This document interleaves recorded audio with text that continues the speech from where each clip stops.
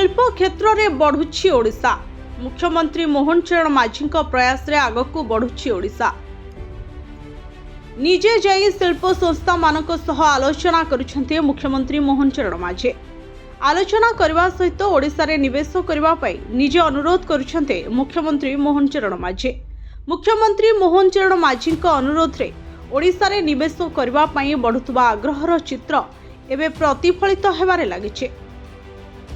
निकटरे मुख्यमंत्री मोहन चरण माझी नोएडा स्थित एचसीएल टेक कैंपस परिदर्शन करी ओडिशा रे निवेश करबा पई अनुरोध करथिले। आ निकटरे एक डाटा सेंटर पई ओडिशा सरकार और एचसीएल टेक सहित एक बुझामणा पत्र स्वाक्षर होइছে। ओडिशार आईटी और कृत्रिम बुद्धिमत्ता क्षेत्र को बड़ प्रोत्साहन मिलिছে।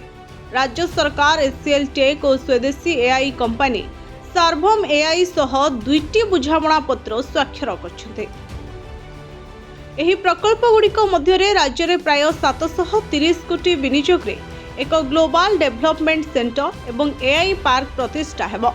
एथिसहित आसंता 5 वर्ष मध्य मोट 15,000 कोटीर निवेश हेबार लक्ष्य रहिছে।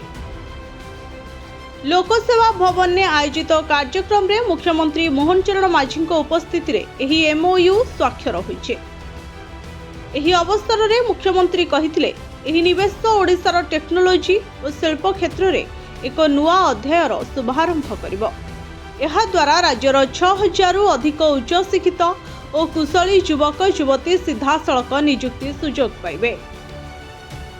एचसीएल टेक ओडिशा रे निजर ग्लोबल डिलीवरी सेंटर स्थापन करबा सह सार्वभौम एआई रो सहयोग रे एक एआई ऑप्टिमाइज्ड डाटा सेंटर प्रतिष्ठा करिबो। राज्य सरकार को पक्षरु स्वदेशी एआई पार्क स्थापन कराजिबो एवं एही डाटा सेंटर एआई पार्क मध्यरे निर्माण हेबो। मुख्यमंत्री कहिसेंते प्रधानमंत्री को डिजिटल इंडिया अभियान भारत को टेक्नोलोजी क्षेत्र में आगकू नेइছে। पूर्वरु विदेशी एआई उपरे निर्भर करबा को पड़ुथिले मध्य वर्तमान स्वदेशी सार्वभौम एआई विश्वस्तरीय प्रजुक्ति सह प्रतियोगिता करबा को सक्षम। कृषि स्वास्थ्य शिक्षा और प्रतिरक्षा क्षेत्र में यार व्यापक व्यवहार कराजिबो बोले से कहते। साहुरी कहते गत 2 वर्ष मध्य ओडिशा को 20 लाख कोटी रु अधिक निवेश प्रस्ताव मिलिथिबा बेले 10 लाख कोटी रु अधिक टंकार प्रकल्प को मंजूरी मिलिছে।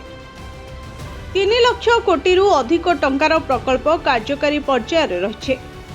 नीति आयोगर इन्वेस्टमेंट फ्रेंडलीनेस इंडेक्स 2026 रे ओडिशा शीर्ष 5 राज्य मध्य स्थान पाइथिबा बेले खूब शीघ्र टॉप 3 रे पहुंचवा लक्ष्य रखिछन्ति बोली से कहछन्ते।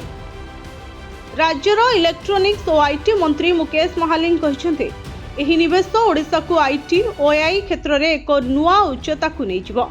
नुआ शिल्प नीति और सरकार को निवेश बंधव पदक्षेप जोगु राज्य वर्तमान बड़ बड़ टेक कंपनी को पसंदर गंतव्यस्थल पलटिছে। एचसीएल टेक रो चेयरपर्सन रोशनी नादर मालहोत्रा कहते ओडिशा रे निवेश पई अनुकूल परिवेश सृष्टि होइছে। एआई क्षेत्र में राज्यर संभावना को देखि एचसीएल टेक दीर्घमियादी निवेश करबा को निष्पत्ति नेइছে। ओडिशा रे प्रस्तावित एआई पार्क देशर एआई इकोसिस्टम पई एक प्रमुख केंद्र भावे उभा हेबो बोली से आशा प्रकाश करछन्ते। Bureau report Odisha fast.